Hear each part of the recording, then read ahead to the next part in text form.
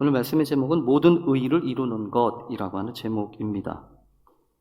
몇 가지 먼저 잠깐 안내하고 또 함께 기도하기를 원하는 것은 우리가 수요일 날 3일 기도회에는 우리가 중요하게 생각하고 있는 신앙의 주제들과 관련된 말씀을 좀 살펴보려고 합니다. 그래서 이 2월달 시작하면서 첫 번째는 우리가 표로 생각하고 있는 함께 하나님의 뜻을 이루는 교회라고 하니까 하나님의 뜻에 대한 이야기, 어떻게 하면 하나님의 뜻을 이룰 수 있을지에 대하여 우리가 좀 살펴보고 또 함께 기도할 수 있기를 간절히 바랍니다. 그래서 오늘은 여러분과 함께 하나님의 뜻을 이루기 위해서 힘썼던 한 모델로 우리에게 제시되고 있는 이 세례 받으시는 예수님과 관련된 말씀을 좀 살펴보려고 합니다. 먼저 이 하나님의 뜻을 이룬다라고 얘기할 때 우리가 좀 오해하는 것이 좀 하나 있습니다. 뭐냐면 하나님의 뜻이라고 하는 것에 대해서 우리가 너무나 거대하고 크게 생각할 수 있다는 거죠. 그러다 보니까 실질적으로 우리에게 깊이 다가오지 않는 경우가 참 많습니다. 그래서 빼도 박도 못하게 해서 우리가 마치 하나님의 뜻이라고 얘기하면 우리의 생각이나 우리의 마음이나 우리의 모든 것과는 전혀 상관없이 하나님이 막무가내로 이렇게 저렇게 짜놓은 듯한 그런 각본처럼 여겨질 때가 많다는 거죠. 그래서 이게 다 뜻이야 이렇게 이야기하는 말로 통해 가지고 우리가 알 수 있는 것은 그 하나님의 뜻이 정말로 무엇인지 또 그게 우리 가운데 어떻게 이루어질 수 있는지에 대해서는 깊이 관심 갖지 않습니다. 그래서 이 하나님의 뜻 이야기하면 쉽게 이 중동에서 이야기하는 인샬라라고 얘기하는 것처럼 그냥 어떤 일, 내 마음대로 내 뜻대로 안 되는 그것을 그냥 이렇게 하나님의 뜻이라고 이렇게 퉁쳐버리면서 끝내버리는 그런 경우가 많다는 거죠. 근데 여러분 실제로 그렇습니까? 그게 아니고요. 하나님의 뜻은 엄연하게 역사 가운데 흐르고 또 하나님의 뜻은 태초부터 이 종말까지 계속될 것이 이 하나님의 뜻이지 않습니까? 그래서 이 하나님의 뜻에 대해서 관심을 갖고 그 하나님의 뜻이 어떻게 이 땅에 이루어지는지를 잘 살필 필요가 있습니다. 예수님도 아버지의 뜻이 이 땅에 이루어지기를 위하여 간절히 기도하는 마음으로 삶을 사셨고 또 우리들에게도 뜻이 하늘에서 이루어진 것처럼 땅에서도 이루어지기 위하여 기도하라고 그 주기도문 가운데서 우리가 가르쳐 주시지 않았습니까? 그래서 하나님의 뜻에 대해서 우리가 조금 더 관심 갖고 또 생각하고 어떻게 그 뜻을 이룰 수 있는지를 우리가 잘 살필 수 있어야 합니다. 이런 모든 일들을 생각해 볼 때 한 가지 제가 꼭 드리고 싶은 마음이 있습니다. 뭐냐 하면 하나님의 뜻은 우리가 살아가는 삶의 자리, 이 역사의 여러 가지 환경과 여건과 전혀 무관하지 않다는 겁니다. 그래서 우리가 살아가는 삶의 자리에서 경험하고 또 느끼고 또 생각하는 것과 전혀 관계없이 그냥 하늘에서 뚝 떨어지는 나하고 전혀 관계없이 생각되어지는 게 아니다. 오히려 하나님의 뜻은 내가 살아가고 있는 나의 삶의 자리 가운데 가장 적합하고 이 중요하게 다가오는 것이 하나님의 뜻인 것을 기억하면서 하나님, 그래서 내가 이 땅에 살면서 하나님의 뜻을 잘 분별하게 해주십시오. 그렇게 기도할 수 있게 되기를 간절히 바랍니다. 특히 우리에게 있어서 이 부분과 관련돼서 마음이 먼저 잘 정리가 되어야 하나님의 뜻에 대해서 우리가 무관심하거나 너무 집착하거나 그러지 않다고 하는 것입니다. 우선 아까도 말씀드린 것처럼 저는 분명히 그렇게 믿습니다. 내가 살아가고 내가 경험하고 내가 또 마주치는 이 삶의 현실이 하나님의 뜻을 이루기 위한 상당히 중요한 장치이고 그런 배경일 수 있습니다. 그래서 우리 안에 계속 반복적으로 일어나는 여러 가지 일들이 무엇인지 생각해 보아야 되고 또 그것을 어떻게 내 삶 속에서 이룰 수 있는지를 고민하면서 그 마음과 그 뜻을 잘 살필 필요가 있다고 하는 것이죠. 목사님들끼리 이렇게 저렇게 이야기하면서 고민 아닌 고민 같은 것들을 한 적이 있습니다. 잠깐 소개를 하자면 이런 거예요. 아마 이 코로나를 겪으면서 그런 분들이 참 많아졌나 봐요. 어떤 분들이 많아졌냐면 겨우 주일날 1부, 2부, 이 오전 예배만 오시는 분들이 많다는 거죠. 그래서 어떻게 보면 일주일에 그렇게 한 번 예배를 드리는 것으로 신앙생활을 이렇게 유지하는 것이 과연 적합한가? 그런 생각을 하면서 걱정들이 많은 거예요. 목사님들이. 물론 이제 그분들이 다 저마다 뭐 주일날 한 번만 드리시겠어요.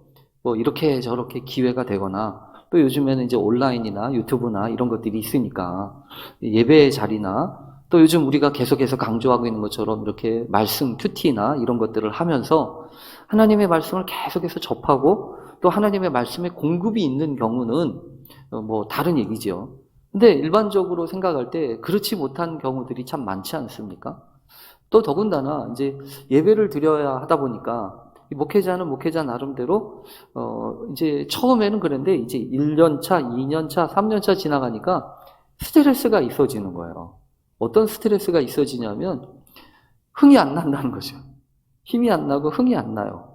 무슨 일을 해도 사실은 으쌰 하면서 할 때 힘이 나는 거지 흥이 안 난다고 하는 것은 이렇게 해도 되나? 이런 생각이 들기도 하고 이제 그러니까 맨 처음에는 흥이 안 났다가 이제 두 번째는 걱정이 됐다가 세 번째는 화가 나는 거예요. 화도 나고 막 그렇다는 거죠. 이제 그러면서 이거 큰일 났다고 이거 어떻게 하면 좋냐고 막 그런 얘기를 하면서 이제 교인들 걱정 반 그리고 교인들에 대해서 막 이렇게 어떻게 하면 좋냐고 하는 마음 반 이러다가 결론을 내린 게 있어요. 결론을.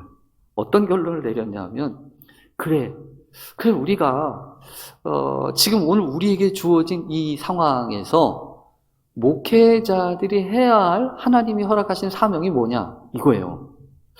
어차피 하나님 앞에 드려야 될 예배가 있고 또 그 예배라고 하는 것은 뭐 사람들 위해서 드리는 게 아니잖아요. 다른 사람을 위해서 드리는 게 아니고 내가 하나님 바라보면서 내가 하나님 앞에 드리고 그 하나님의 은혜 가운데서 기뻐하는 거란 말이에요. 그러니까 이제 목회자들 스스로가 이제 그런 생각을 하면서 결정을 내렸어요. 뭐라고 생각이 냈냐면, 그래, 예배 시간마다 최선을 다해서 준비하고, 나만이 하나님 앞에 영광 돌리는 그 마음으로, 하나님 앞에 기쁜 마음으로 예배를 드리자.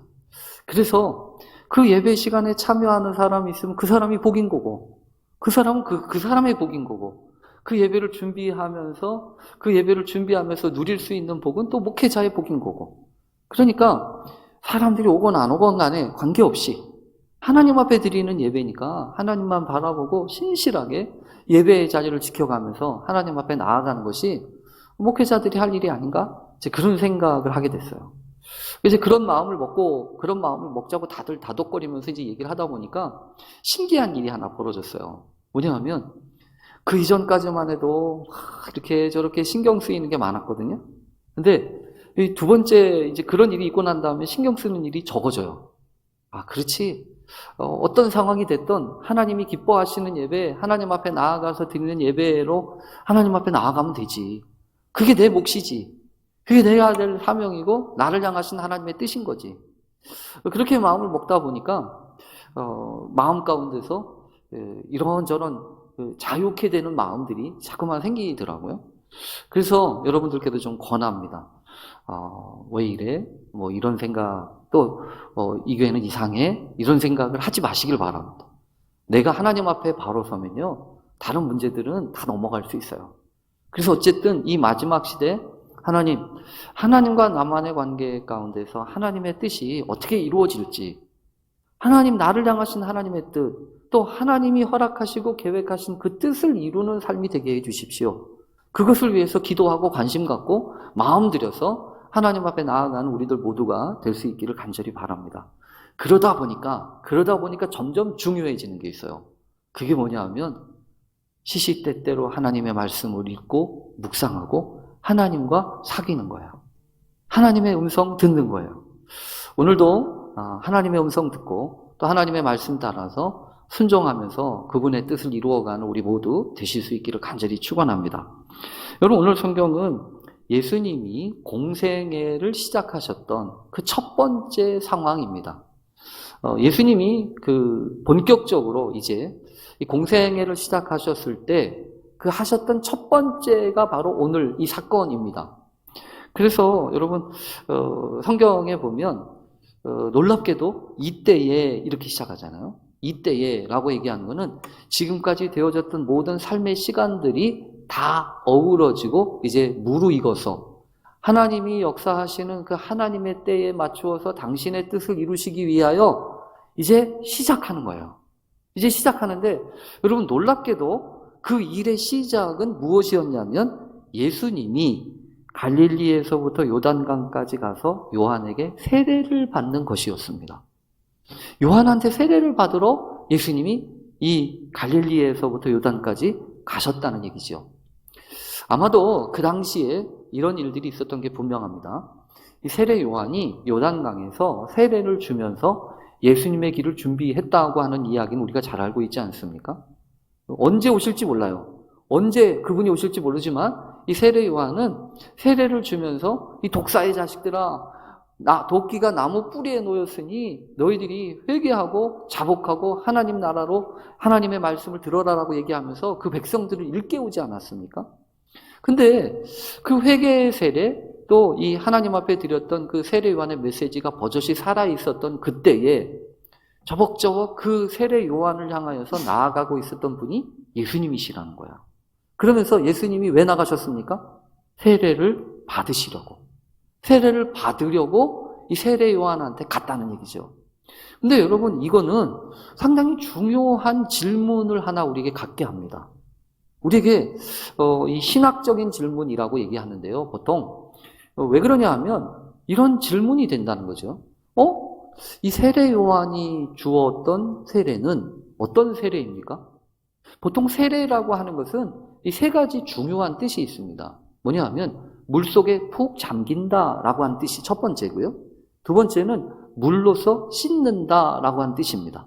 또 세 번째는 충만함을 덧입는다라고 하는 거예요. 그래서 여러분 이 세례와 관련돼서는 이 세 가지 중요한 사건들이 사실은 중요합니다. 그래서 물속에 푹 잠기는 것과 함께 아울러 우리의 모든 죄를 이렇게 씻어낸다고 하는 의미와 함께 또 우리 안에 하나님의 사랑과 그 성령의 충만함을 입는 것, 그것이 바로 이 세례가 가지고 있는 독특한 의미라는 거죠. 이런 세례는 사실은 어떤 상징적인 행위와도 맞닿아 있습니다. 이 성경에 보면 이런 상징적인 행위들이 곧잘 나옵니다. 상징적인 행위라고 하는 것은 이 선지자들이 보통 그 말씀을 전하면서 했던 여러 가지 특징적인 행동들이 많이 있습니다. 예를 들면 에스겔 선지자는 마치 소꿉놀이를 하듯이 땅에다가 이렇게 저렇게 이 성도 그리고 사다리도 이렇게 설치하고 그러면서 공성태도 이렇게 성을 무너뜨리는 것도 막 만들면서 소꿉놀이 하는 것처럼 막 이렇게 했다는 거죠. 근데 사실은 그게 그냥 소꿉놀이 하는 게 아니고 그게 그냥 단순하게 하는 행동이 아니라 그들에게 곧 닥칠 미래에 대한 상징이었다는 거죠. 그래서 그뿐만이 아닙니다. 이 에스겔 같은 선지자는 특히 그런 상징적인 행동이 많아요. 길 위에 누워가지고 왼쪽으로는 390일 동안 계속 누워있어요. 여러분 얼마나 힘들겠어요? 390일이면은 1년도 넘게 왼쪽으로 계속 누워있는 거예요. 그러다가 오른쪽으로 한 40일 정도 누워있어요. 왜 그러냐고 물어보면 멀쩡하게 누워있다가 그렇게 해서 누워있는 것을 보면서 처음에는 모르죠. 사람들이 왜 저러는지 몰라요. 그러다가 계속 그렇게 반복적으로 하다 보면 왜 그러는 거야? 이렇게 물어요. 그러면 이제 그제서야 비로소 우리가 이렇게 포로로 잡혀가서 390일 동안, 40년 동안, 390년 동안, 40년 동안 이렇게 포로로 끌려갈 거야. 내 마음대로 못할 거야. 이렇게 얘기하죠. 그런가만 하면 여러분 때때로 그렇게 쉬운 일만 있는 게 아니에요. 어떤 때는 있잖아요. 아주 이상한 일도 시켜요. 하나님이. 그래서 떡을 만들어 구워 먹으라고 하는데 여러분 떡을 만들어서 이렇게 구워 먹으려면 불을 피워야 되잖아요. 근데 불을 피우는데 어떤 불로 불을 피우라고 하냐면 인분으로 불을 피우라고 하는 거예요. 인분이라고 하면 사람의 그 배설물이잖아요. 그러니까 이 에스겔이 너무 얼굴이 찡풀이면서 하나님 왜 그러세요? 이러니까 하나님이 그래 그럼 좀 그건 너무한 거지? 그러면 소똥으로 해라 이렇게 얘기하세요. 그래서 결국 이제 우분으로 그렇게 저렇게 만들어서 마른 소똥을 태워가지고 이제 이 떡을 거먹는 일을 하는 겁니다. 왜 그러냐 하면 그렇게 살 때가 온다는 거예요. 그러니까 여러분, 이런 가끔가다 하는 이 선지자들의 상징적인 행동은 단순하게 하는 행동이 아니었다는 겁니다. 그래서 에스겔 선지자는요, 자기 아내가 죽었음에도 불구하고 눈물 하나 곡소리 한 번 내지 못합니다. 왜냐하면 그렇게 될 거에 대해서 너가 그렇게 될 거야 라고, 이 민족이 그렇게 될 거야 라고 하는 것을 삶을 통해서, 몸소 삶을 통해서 그렇게 체득하고 보여주는 행동이었다는 겁니다. 그러니까 여러분, 성경에서 우리가 잘 알 필요가 있어요. 뭐냐면 그냥 말씀, 이 말이라고 하는 것은 그냥 입에서만 하는 게 아닙니다. 그게 아니라 우리의 삶을 통해서 행동으로 나타나고 보여지고 그렇게 온 몸으로 살아내는 것이 하나님의 말씀이었다는 겁니다. 그러니까 이 세례 또한 마찬가지라는 거예요. 세례라고 하는 것도 단순하게 여러분 그냥 물속에 한번 이렇게 푹 담갔다가, 요즘엔 더군다나 이 많은 교회에서는 약식 세례라고 해서 여러분도 보셨잖아요. 물을 떠가지고 이렇게 그 조그만한 대접에다가 물을 손을 얹어가지고 성부와 성자와 성령이 세례를 준다고 하는 그런 상징적인 행동을 하잖아요. 근데 그거는 단순한 상징적인 행동이 아니라 그것을 통해서 삶의 계기가 되고 그런 일들을 통해서 하나님의 역사와 하나님의 뜻이 우리의 삶 가운데 이루어지기를 바라는 간절함의 고백이 담겨 있는 거라는 거죠. 성만찬도 마찬가지입니다. 성만찬 또한 하나님 앞에 예수 그리스도께서 십자가를 앞에 두시고서 이거 받아 먹어라, 이거 받아 마셔라, 이런 일들을 통해서 예수님의 메시지, 예수님의 삶의 순간들 속에 있는 하나님의 뜻이 어떻게 이 땅에 이루어지는지를 몸소 증거하고 나타냈다는 거예요. 그러니까 세례라고 하는 것은요, 구원의 역사를 위하여 상당히 중요한 절차였습니다. 무슨 절차? 내가 죽는 절차. 죄에 대해서 죽고 의에 대해서 살아나는 그런 일들이 물속에 들어가면서 죽고 다시 살아나면서 의로 살아나가는, 죄로 씻고 의롭게 되어지는 그런 상징적인 일이었다는 거예요. 그러니까 여러분, 이 요한의 세례는 어떤 사람들을 대상으로 한 거냐면 죄인들을 위한 거. 죄가 가득한 죄인들을 위한 거란 말이에요. 그런데 여러분, 예수님이 그 세례에, 여기 보면 이 세례를 받으시러 왔어요. 그렇다는 얘기는 무슨 얘기겠습니까? 그럼 예수님도 회개해야 되나? 예수님도 죄가 있어서 이 세례를 받아야 되는 건가? 이런 오해를 받을 수 있잖아요. 이런 오해도 둘째 문제이지만 사실은 더 중요한 것은 자존심 상하지 않습니까? 자존심 상하잖아요. 하나님의 아들로 이 땅에 오셔서, 보통은 여러분 예수님이 태어나신 것을 동정녀 탄생이라고 하잖아요. 이 동정녀 탄생이라고 하는 것이 강조되어지는 이유는 인간적인 방법을 통해서 이 땅에 오시지 않았다는 얘기입니다. 그 얘기는 무슨 소리냐면 인간들이 가지고 있는 근본적인 죄로부터 자유롭다고 하는 얘기예요. 근데 이제 예수님이 세례 요한한테 가서 세례를 받으시려고 하니까 이상해지는 거죠. 그래서 오늘 성경에 보면 세례 요한이, 아니 예수님, 내가 당신한테 가서 세례를 받아야 되는데 어떻게 당신이 나한테 오십니까? 이렇게 묻지 않습니까? 이렇게 물었을 뿐만 아니라 성경에 보면요, 꺼려합니다. 안 하려고 그래요. 안 하려고. 당연하지요. 당연하지 않겠습니까? 어떻게 그렇게 합니까? 그런데 오늘 성경에 보면 예수님이 상당히 중요한 얘기를 한 가지 하세요. 어떤 얘기를 하냐면 이제 허락하라. 이제 허락하라 라고 얘기하시는 거예요. 우리가 이와 같이 하여 모든 의를 이루는 것이 합당하니라. 여기서 여러분 한 가지 중요한 예수님의 방식을 알 수 있어요. 예수님의 방식. 예수님의 방식은 뭐냐 하면 억지로가 아닙니다. 억지로가 아니에요. 막 억지로 끌어다가 막 이게 아닙니다. 억지로가 아니라 자발적으로 해요. 예수님이 세례를 받으려고 하는 것은 사실 어떤 의미가 있었냐면 자신이, 여러분 예수님이 이제 점점 자신의 사명, 자신에게 향한 하나님의 뜻을 생각해 볼 때 사람들의 세상 죄를 지고 가는 하나님의 어린 양이로다 라고 하는 말씀 있잖아요.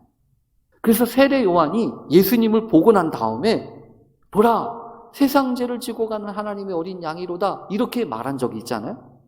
그걸 왜 그렇게 얘기했냐면 예전에 이 하나님 앞에 드리는 제물, 제사를 위해서는요, 이 사람들이, 제사자들이 이 양들을 끌고 와가지고 자신을 위한 속죄제, 죄를 사하는 제물을 드릴 때 반드시 하는 일이 있습니다. 그건 뭐냐 하면 제사장 앞에 가가지고 자신이 제물로 드릴 그 짐승에다가 손을 얹고 안수하는 거예요. 왜 안수하냐 하면 자신이 지은 죄가 내가 죽어야 되는데 내 대신에 이 양이, 이 소가 죽습니다. 그래서 자신의 죄를 이 양에게, 이 소에게 전가시키는 거라는 거예요. 전가시키는 그 의식이 바로 그렇게 이 재물을 잡기 전에 안수하는 것이었다는 거죠. 그래서 여러분 지금 예수님이 그거는 지금 세례를 받는다고 하는 의미는요, 그런 의미가 있다는 거죠. 자신의 죄가 아니라 자신이 구원하고 짊어지고 가야 될 모든 인류를 위한 죄를 짊어지시는 그런 의미가 있다는 거예요. 근데 여러분 더 중요한 건 이거예요. 누가 하라고 그래서 한 게 아니란 것입니다. 저는 이 말씀을 보면서도 그래요. 그래, 예배도 마찬가지지. 누가 하라고 그래서 하나? 누가 하라고 그래서 하냐고. 하라고 그래서 하는 것도 있어요, 물론. 근데 아니에요. 하라고 그래서 하는 사람들에게 주시는 은혜하고 자신이 자발적으로 하나님 앞에 나아가서 드리는 예배하고는 달라요. 분명히 다릅니다. 근데 하나님의 뜻은 어떻게 이루어지나요? 억지로가 아니고요. 하나님 앞에 자발적으로 헌신하고 자발적으로 참여할 때 일어나는 거예요. 그래서 예배에 자발적으로 참여하고 있는 여러분들이 귀한 거예요. 어떤 형식이 됐든 누가 하라고 해서 가는 게 아니고 하나님, 오늘도 내가 하나님 앞에 왔습니다. 때에 따라서는 이렇게 저렇게 오기도 하겠죠.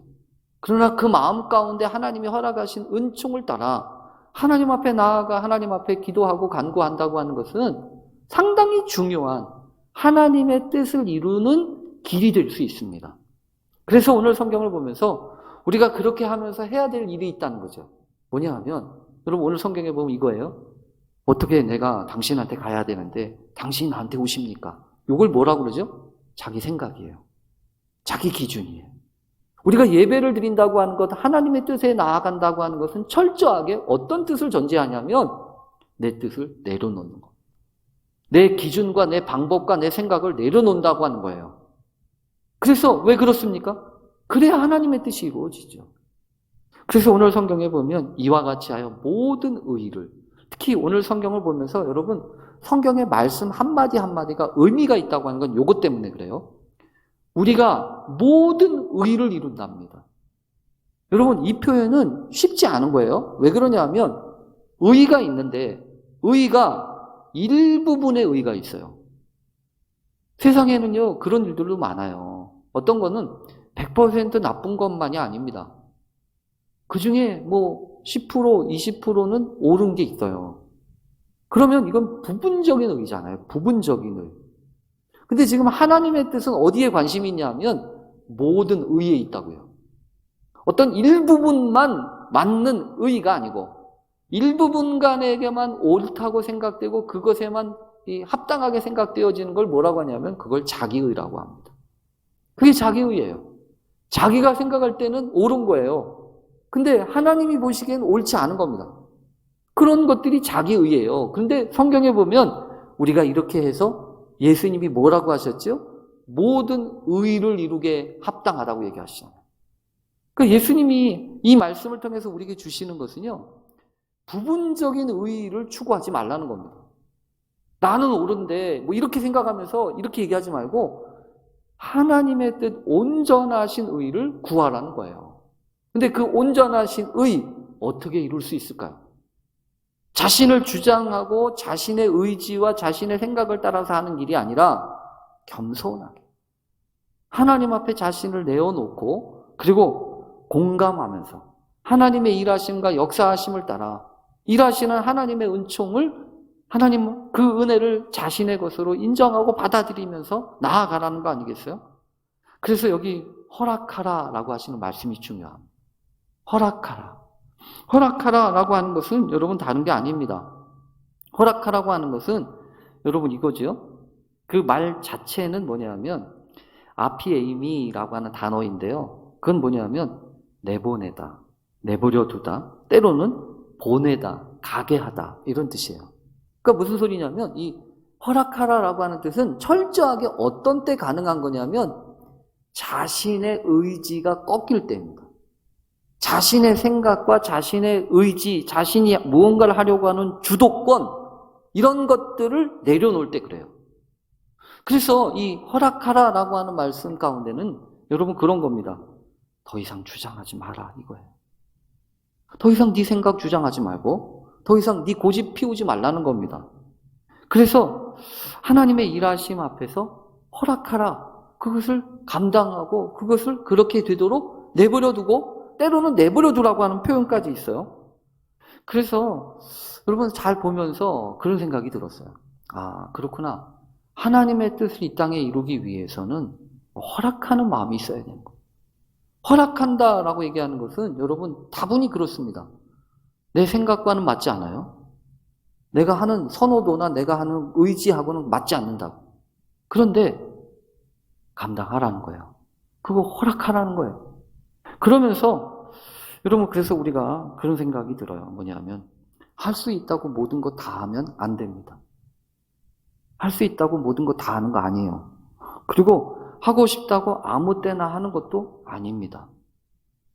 때로는 하고 싶지 않아도 해야 되는 일들이 있고요. 하기 싫어도 해야 하는 때가 있어요. 그래서 이 허락하는 마음, 주님이 허락하라라고 하는 이야기 속에는 하나님의 뜻을 담아내고 이루기 위하여 자신을 내어놓는 그 마음이 있다는 겁니다. 그래서 아 그렇구나. 하나님의 뜻을 이루려면 이런 것들이 전제가 되어지는 거구나 라는 생각을 하게 됩니다. 그런데 여러분 오늘 성경에 보면 아까도 말씀드렸잖아요. 자기의가 아니라고. 자기의가 아니라 하나님의 뜻, 모든 의를 성취하기 위해서는 그런 마음, 겸손함과 함께 아울러 또 하나가 있어요. 예수님은 지금 겸손함이죠. 자신이 그렇게 하지 않아도 되는데 자신이 친히 죄인과 함께 같아지려고 하는 마음을 가지고 자신을 낮추어서 고개를 숙이고 그 길로 나아가는 게 예수님이라고 한다면 그 대척점 되는 곳에 하나가 있는 게 있어요. 뭐냐면 세례 요한의 순종입니다. 자기는 내키지 않아요. 이렇게 하고 싶지 않다고요. 해서도 안 된다고 생각해요. 그래서 이미 얘기하지 않았습니까? 아니 주님 내가 당신한테 세례를 받아야 되는데 어떻게 당신이 나한테 오십니까? 그 얘기는 무슨 소리냐면 나는 못하겠습니다. 이 얘기 아니에요? 근데 예수님의 말씀을 듣고 우리가 이렇게 하여 모든 의를 이루는 것이 합당하니라 라고 얘기하는 그 말씀 앞에서 허락하잖아요. 허락한다고 하는 건 그러니까 순종한다는 의미예요. 그래서 여러분 역시 마찬가지입니다. 하나님의 뜻은 이 땅에 이루어지려면 반드시 이 순종의 의미가 있어요. 제가 요즘 보고 있는 책 가운데 이 하나님의 뜻이라고 하는 책이 있어요. 오늘 여기서 그분을 위해 하나님의 뜻, 제럴드 시처라고 하는 분이 쓴 책인데요. 이 책 가운데서 제가 참 깜짝 눈에 띄을 만큼 중요하게 생각되는 몇 가지 사실을 제가 요즘 배우고 있어요. 그게 뭐냐 하면 하나님의 뜻을 이루는 데 있어서 장애물로 이 책에서 얘기하는 게 세 가지가 있더라고요. 그게 뭐냐 하면 무지막지한 선택의 폭이라는 거예요. 너무 선택의 폭이 우리한테 너무 많아졌답니다. 선택의 폭이 많다라고 하는 것은 오늘날 풍토가 그렇다는 거죠.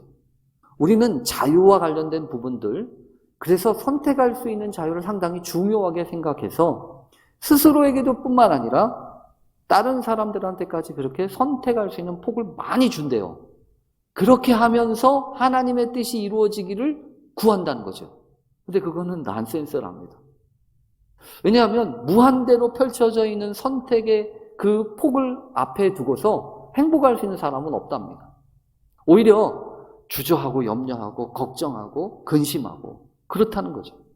근데 상황이 하나님의 뜻을 이 땅에서 이루어져 가는 데 있어서 상당히 어렵게 펼쳐지고 있는 상황이 그렇다는 거예요. 우리한테 너무 선택의 폭이 많다는 겁니다. 두 번째는 너무 바쁘대요. 정신없이 너무 바쁘다는 겁니다. 바쁘다는 게 왜 문제가 되냐면 우리가 너무 바쁘다 보니까 일생 전체를 염두에 두고 판단하고 결정하지 못한다는 거예요.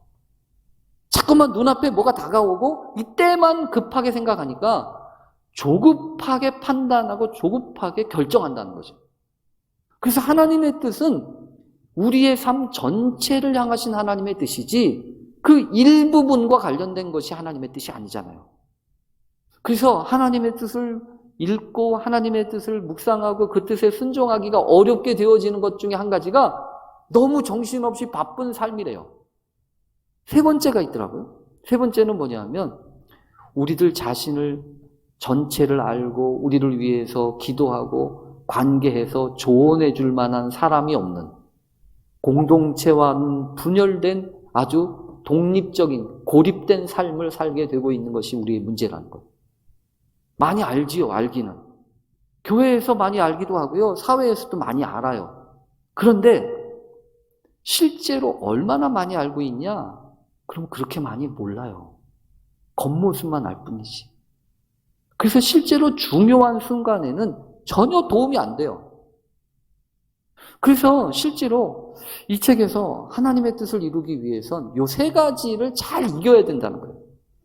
무한대로 우리에게 펼쳐지는 선택의 폭이 중요한 게 아니고 오히려 우리는요, 내 일생을 향하여서 허락하신 삶의 그 선택, 단 한 번의 선택을 위하여 집중력 있게 비록 천천히 가더라도 삶 전체를 바라보면서 하나님의 뜻을 기억하고 묵상하면서 때로는 돌아가기도 해야 되고 때로는 욕을 먹어야 되고 그런 상황을 견딜 수 있어야 한다는 겁니다. 어쩌면 오늘 여러분 그랬는지도 몰라요. 예수님이 자신의 공생애를 시작하면서 아주 생각해보면 여러분 이 기분 어떻게 보면 자신이 낮아지는 일이잖아요. 자신이 드러나는 사건이 아니잖아요. 오히려 세례 요한이 드러나고 그런 일들을 통해서 자신이 낮아지는 그런 일들인데 이런 일들을 통해서 예수님이 우리에게 가르쳐 주시는 것은 하나님의 뜻을 이루는 삶이었습니다. 우리가 이렇게 하여 하나님 모든 의를 이루는 것이 합당하니라. 이렇게 하나님 앞에서 순종하고 자신을 드리기 시작할 때 여러분 어떤 사건이 벌어집니까? 여기 성경에 보면 이렇게 얘기해요. 예수께서 세례를 받으시고 곧 물에서 올라오실세. 제가 참 좋아하는 성경의 몇몇 표현들이 있는데 저 이 표현 좋아하거든요. 하늘이 열리고. 하늘이 열렸어요. 뚜껑이 열리는 게 아니고 하늘이 열렸어요. 하늘이 열린다고 하는 표현은 여러분 이런 겁니다. 자신의 세계, 자신이 바라보고 있는 세계가 아니라 하나님의 일하심과 하나님의 역사하시는 그 세계가 열렸다는 거예요. 눈앞에 펼쳐지는 아주 힘들고 어려운 상황만 바라보고 낙심하고 절망하는 것이 아니라 하나님이 열어주시는 그 세계, 하늘이 열리기 시작할 때 우리들은요, 현재를 이길 수 있어요. 그래서 성경에 보면 여러분 아시는 것처럼 이런 사람들, 하나님이 허락하신 에스겔 같은 사람, 아까 얘기했잖아요. 나라가 망하는 그런 상황 가운데에서 이가요, 에스겔 1장 1절에 보면 자신이 포로로 끌려갔던 그 나라에서 하나님이 하늘을 열어주셔요. 그래서 절박하고 절망스럽고 힘든 그 당신들의 자기들의 그 어려운 형편이 아니라 하나님의 오묘하신 역사를 이루시는 하나님의 뜻을 발견하고 증거할 수 있게 되고요.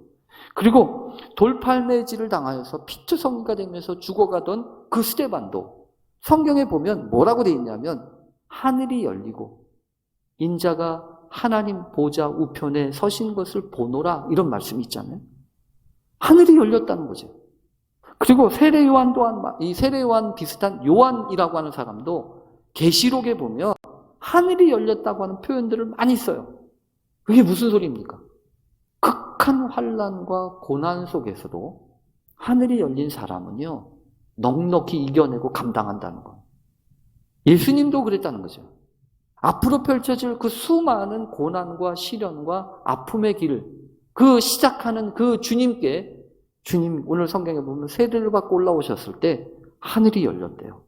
하늘이 열릴 뿐만 아니라 비둘기 같은 성령이 성령이 비둘기 형상으로 임하셨다고 얘기하지 않습니까?